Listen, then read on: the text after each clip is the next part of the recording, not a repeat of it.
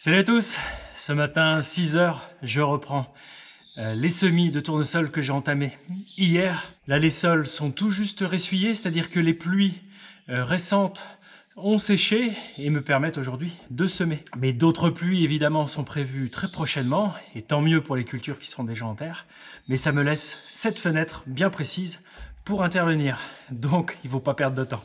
Allez, je vous montre tout ça. Il y a un nouvel équipement, il y a un nouveau tracteur devant le semoir, il y a des choses nouvelles sur le semoir. Là je fais les différents niveaux du tracteur et je retourne au champ.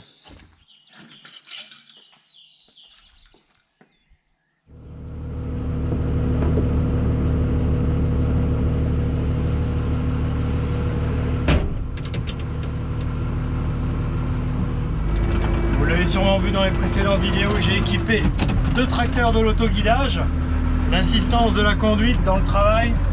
Donc là l'écran démarre. Ici là-haut à ma droite il y a un modem où l'idéal c'est que toutes les LED soient vertes. Ça devrait arriver, voilà, elles sont toutes vertes. C'est 4 LED, 4 informations.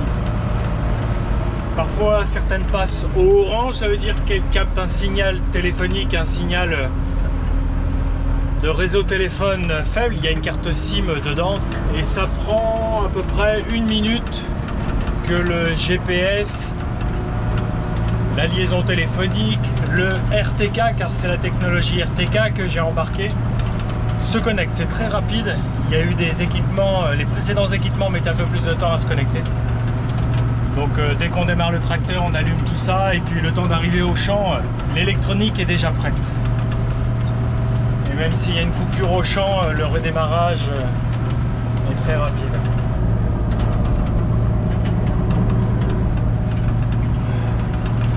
Donc là on est dans des terres argilo-calcaires.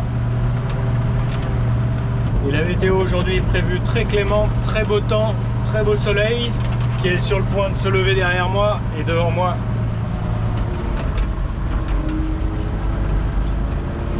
On a la lune qui va se coucher. Et ici sur ce chemin très rectiligne, pour information, une ancienne, c'est le tracé d'une ancienne voie de chemin de fer.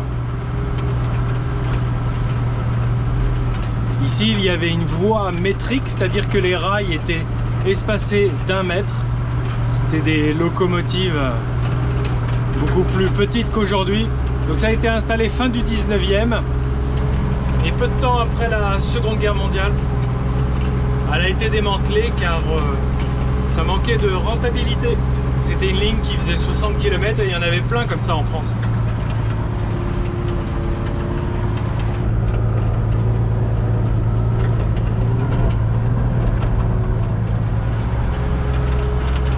Voilà, là je vais reprendre sur mes écrans le champ que j'ai commencé hier dans le système.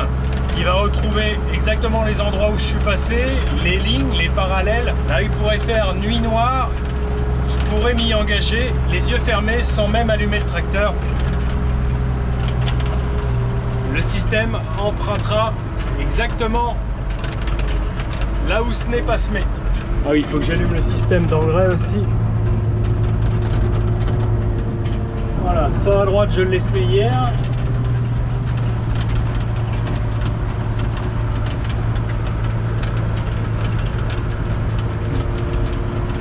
Ça c'est fait, maintenant on va surveiller les limaces.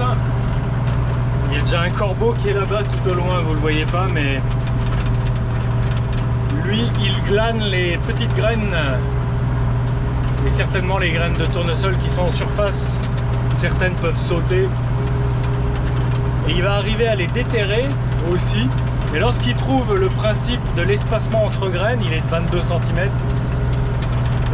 Lorsqu'il a compris qu'il y a une graine après l'autre sur un sillon, eh bien il les déterre une à une sur le sillon.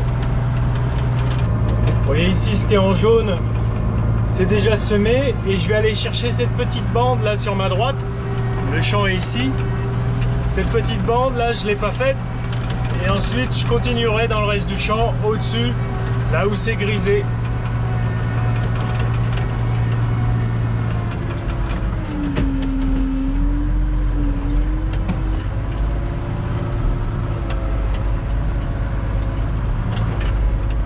Là je m'engage sur la petite bande. Allez, ici.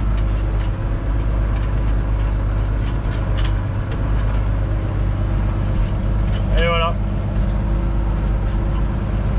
Et là, dès que j'appuie sur le bouton rouge, le tracteur va se caler pile poil sur cette ligne qui n'est pas faite, ici symbolisée dans le système. Bon allez, je démarre la soufflerie, on met les 4 roues motrices. On va vérifier que les graines et l'engrais arrivent bien aux éléments et par terre.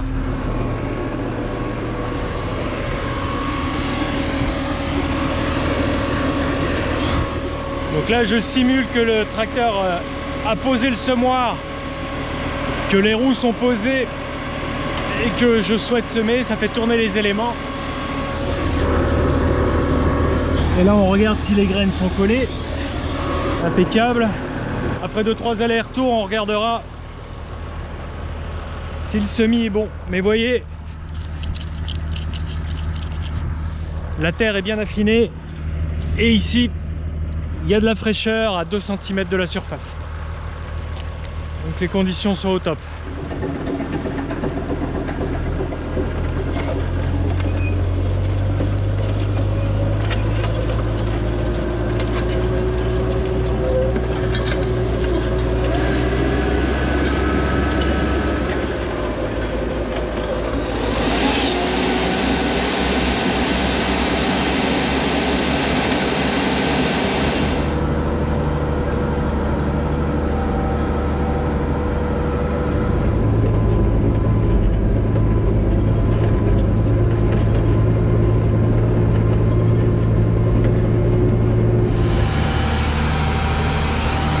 Premier tour de roue, je fais chauffer un peu la mécanique et les huiles.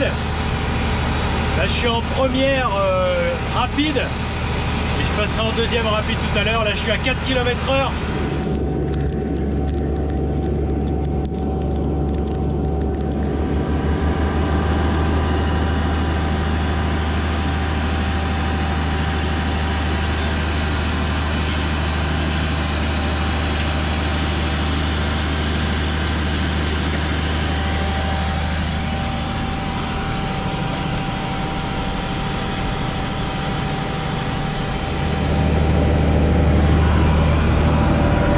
C'est passé au orange, mais c'est pas grave du tout. Le RTK, donc le guidage par GPS, marche tout à fait convenablement.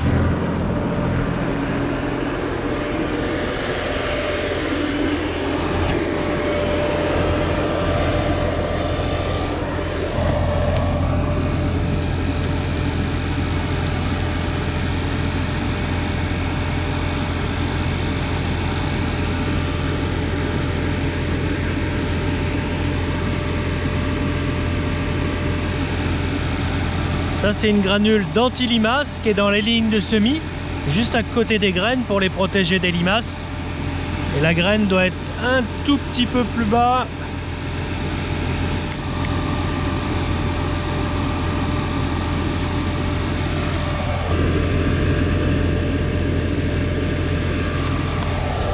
Bon, je suis à 4 cm, il faudrait être à pas loin de 5, mais là la fraîcheur est vraiment à fleur de terre. Et l'avantage qu'il y a du frais, c'est qu'elle n'est pas loin de la sortie, donc ça devrait lever assez vite. C'est pour ça que je la mets pas plus creux. Pas besoin d'aller chercher de la fraîcheur trop bas. Voilà, elle est à 3 cm, faut pas faire moins creux.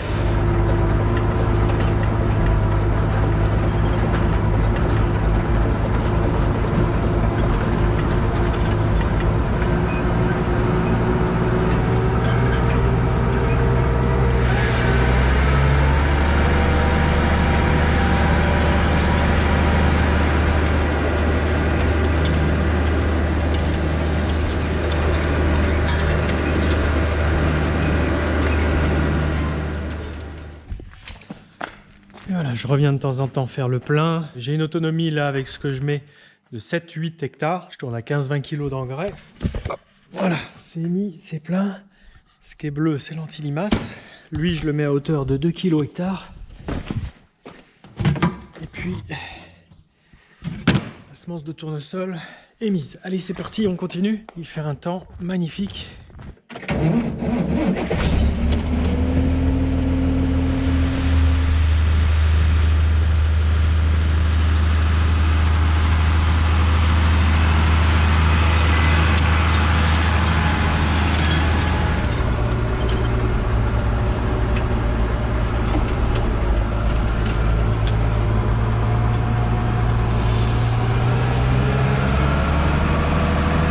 Vous voyez qu'à ma droite, c'est semé. À ma gauche également. Je referme ce qu'on appelle des planches. À chaque fois que je fais un aller-retour, je fais pas spécialement. Je colle pas toujours mon coup au précédent. En bout de champ, je suis pas obligé de braquer à fond. Je fais une grande boucle. Et hop, je rattaque, je reprends une ligne du GPS. Comme ça, les demi-tours sont plus rapides. J'avance de ce côté-là dans le champ. Maintenant, je vais passer ici, de l'autre côté, et ensuite mon demi-tour après, je le ferai un petit peu plus loin, je laisserai un trou entre mes passages, et petit à petit, je comble comme ça les espaces. Donc voilà, je vais me reprendre un petit peu plus loin. D'autant plus que là, mon tracteur, il braque pas complètement avec les petits trous que j'ai mis à l'avant et une largeur assez faible de 1,20 m. Je peux pas trop braquer, les butées je les ai revus donc ça m'arrange.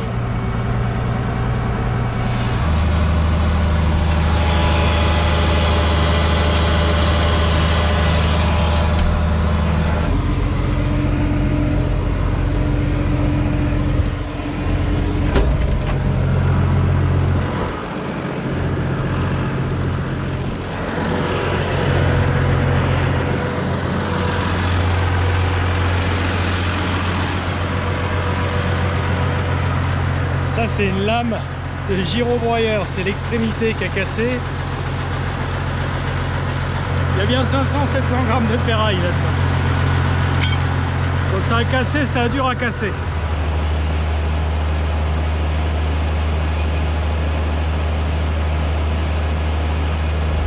Il est annoncé de l'eau dans 3-4 jours, mais moins que prévu. Et ça semble s'effilocher au fil du temps. Ça va peut-être finir à rien. Bon, ce que je vais faire, là j'ai semé une vingtaine d'hectares. Il m'en reste encore 15. Eh bien je vais les rouler. On ne fait pas souvent. Je l'avais fait l'année dernière aussi dans les limons. Parce que c'était sec. Là on est dans des argiles. Il y a du frais. Mais de les rouler, on va se couvrir du risque de sec. Et s'il devait arriver beaucoup d'eau, alors que c'est pas prévu sur mon coup de rouleau, le fait de l'avoir refermé dans cette air là, c'est pas grave du tout. Il n'y a pas de croûte de battance qui se crée. Donc un excès d'eau ne fera pas de mal. Le risque de ne pas passer le rouleau est plus fort que de le passer. Donc je vais mettre le 1455 sur les rouleaux. Et avec l'autoguidage, ça va bien m'aider. Et puis on va faire aussi un petit peu de travail de nuit, je pense. Parce que c'est 20 hectares, j'en ai pour 4 heures à peu près. Je fais 5 hectares à l'heure.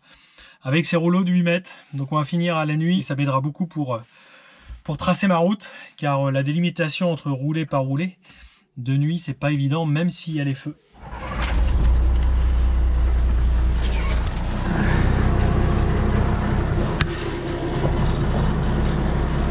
On va tasser tout ça. Voilà.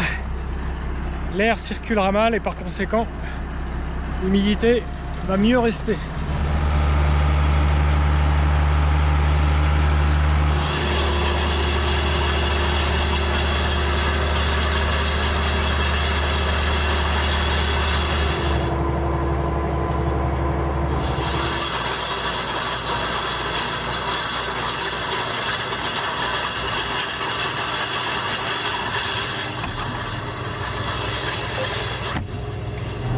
Allez, ce que j'ai semé ces 2 derniers jours est roulé.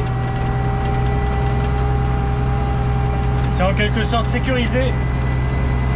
Je continue dans les autres champs, il me reste une parcelle d'argile et après ce sera des limons, donc un petit peu plus sableux, un petit peu plus léger, moins d'argile.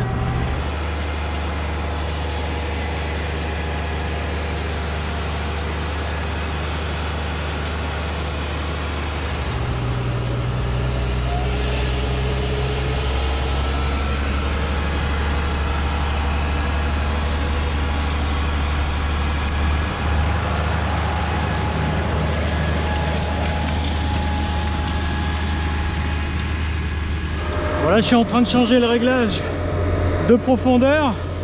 Il y a un petit peu plus de mode comme ça. Bon, il y a de la terre fine pour la majorité. Le semoir a un peu plus de mal à mettre en profondeur la graine. Je suis plus à 3 cm. Donc je change le réglage pour qu'elle soit vers 4-5. En tournant ça, je déverrouille ça.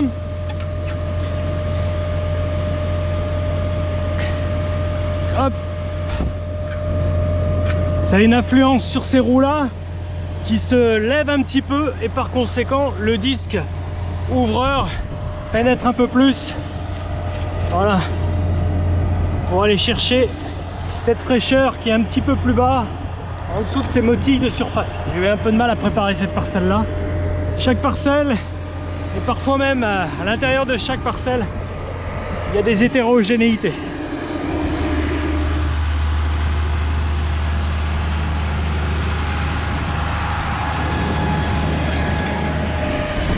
Je vérifie si mon action a une influence. Là on est dans le frais, là on retrouve le sillon. Le soc que j'ai changé a lissé le fond là un petit peu. Ah voilà. Hop là, je l'ai déterré, elle était là. Voilà, c'est pas mal ça. L'autre d'après doit être à 22 cm, c'est à peu près cette distance là, donc l'autre doit être ici. Voilà, elle est là, impeccable. Je regarde aussi que mes granulés anti-limaces et l'engrais tombent sur chaque élément. Il m'est arrivé de boucher 1 ou 2 tuyaux au début. Ces tuyaux là, il y avait un petit peu d'humidité à l'intérieur. Lorsque je lave et puis lorsque je l'entrepose, j'aurais dû les sécher avant de me lancer là-dedans. Ça a collé un peu les engrais à l'intérieur. Et malgré le souffle d'air, n'a pas suffi à empêcher le bouchage. Cette parcelle est un petit peu plus sèche. Donc il faut absolument que je la roule tout à l'heure.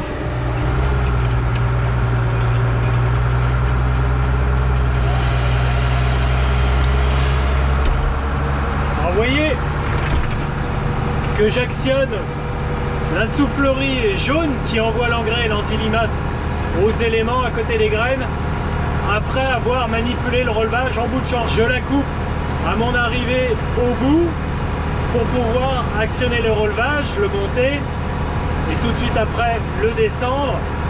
Et là je la remets en route, c'est ce que je viens de faire. Pourquoi? Car l'hydraulique du relevage, je ne peux pas l'actionner si la manette et le distributeur envoient de l'huile à la turbine. C'est une particularité du circuit hydraulique de ce tracteur. Mais rien de contraignant, on arrive à faire le boulot avec ces petites manipulations. Et donc cette turbine là qui siffle, c'est elle qui fait le plus de bruit par rapport à la turbine rouge qui aspire les graines. Alors parfois dans l'engrais il peut y avoir des petites impuretés, des petits blocs. L'engrais il a beau être en poudre, mais s'il chope un petit peu d'humidité au stockage, ça crée des petits cailloux qui parfois peuvent boucher les tuyaux de descente. Et du coup il y a une petite orifice de visite juste à l'endroit où tombe l'engrais et s'engage dans les tuyaux, à l'endroit où il tombe de la trémie jaune. Cette petite trappe me permet de contrôler que le flux part bien dans la tuyauterie. Il y a plein d'éléments comme ça qu'on vérifie de temps en temps. Alors le fait de pouvoir faire des boucles comme ça dans les bouts de champ, sans spécialement se coller au coup précédent à chaque fois, on gagne un petit peu de temps dans les demi-tours. Et les chintes, c'est-à-dire la largeur de ces zones de demi-tour, est légèrement plus petite. Et on passera moins de temps, cette chinte, à la confectionner, à la faire, à la travailler ou à la semer si elle est moins large. Donc on va gagner un petit peu de temps dans les manœuvres.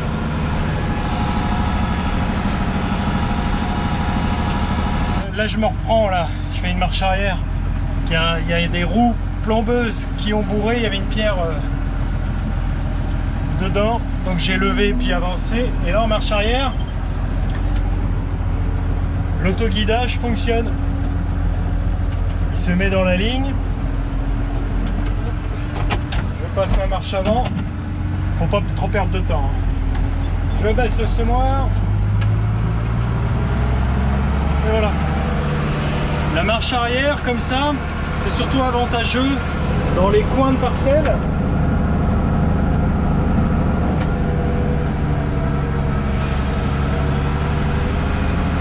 J'ai oublié de mettre la soufflerie, c'était en train de bourrer au tuyau. C'est avantageux pour faire des reculades dans les coins de champ. Il y a des zones où pour semer par exemple, ou pour apporter de l'engrais. Des reculades sur quelques dizaines de mètres permet, comme ça, avec l'autoguidage, d'être aligné tout de suite. Le nez du tracteur est parfaitement à l'endroit où il doit viser. Parfois, on a toujours un petit biais. C'est tout à fait faisable sans guidage, encore une fois, mais là, la technologie peut aider à aligner.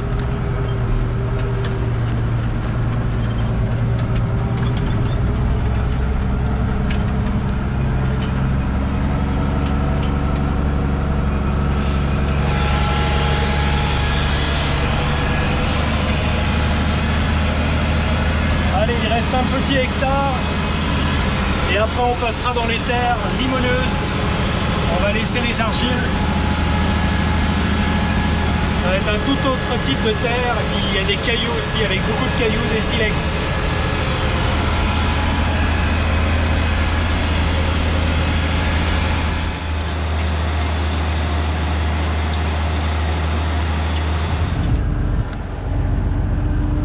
Je vais la rouler maintenant avec le tracteur derrière. Et ce que je voulais vous montrer finalement, la largeur de voie de mon engin est pas toute mal. L'essieu avant et l'essieu arrière ne sont pas alignés. C'est pas grave du tout. La roue arrière passe pile poil ici. Donc l'élément semeur va semer ici à côté.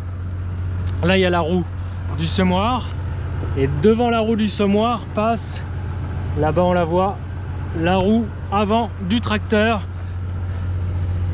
Vous voyez là-bas, la roue avant du tracteur passe avant la roue du semoir, donc ça gêne pas l'élément ici, ça gêne pas l'élément ici. Et ici aussi on est au milieu des tracteurs, ça gêne pas. Là la roue avant passe ici, et la roue arrière passe ici. Donc c'est pas si mal. Je peux pas faire mieux et ça tombe bien. Il y a juste dans les dévers où ça va pas très bien fonctionner, c'est-à-dire les champs où il y a une pente sur le champ, sur le côté. Le semoir a tendance à bouger un petit peu de quelques centimètres. Donc tant pis, il sème à un endroit où la roue a roulé. C'est un peu plus tassé, un peu plus compliqué de positionner correctement la graine. mais ça se fait. Allez, on va ranger ça et puis on va le tasser, car ils annoncent de l'eau, pas d'eau. Vaut mieux sécuriser ici. Je risque rien à rouler, si ce n'est faire la tâche pour rien. Si des fois il pleut, ça aura servi à rien, mais ça aura pas fait de mal. Et voilà, nous sommes 15 jours après le semis. Alors qu'est-ce qui s'est passé pendant ces 15 jours? Donc j'ai roulé comme prévu. Une semaine après, il a plu modérément, car il a plu 7-8 mm. Depuis, il n'est rien tombé. À côté, à 4-5 km de la ferme, il est tombé sous forme orageuse 40-50 mm selon les dires des confrères. Et donc j'ai bien fait de rouler. Car d'accord, sur la ligne de semis, là où je positionne la graine, elle est bien rappuyée. La terre au-dessus, elle est bien tassée également. Ça ne sèche pas, mais ici, sur ces terrains argileux, très soufflés, rapidement, eh bien, le vent que l'on a depuis plusieurs jours après le semis, eh bien, fait circuler l'humidité au travers le sol. Donc d'avoir tassé les interrangs, j'ai un maximum fermé le couvercle. Et c'est compliqué de le voir à la caméra, mais on voit déjà se dessiner les rangs, donc c'est très appréciable. Quand ça part comme ça, c'est très bien. 2 semaines après le semis, il est déjà en train de faire ses 2 premières feuilles. Ça, ce sont des cotylédons, donc des fausses feuilles en quelque sorte.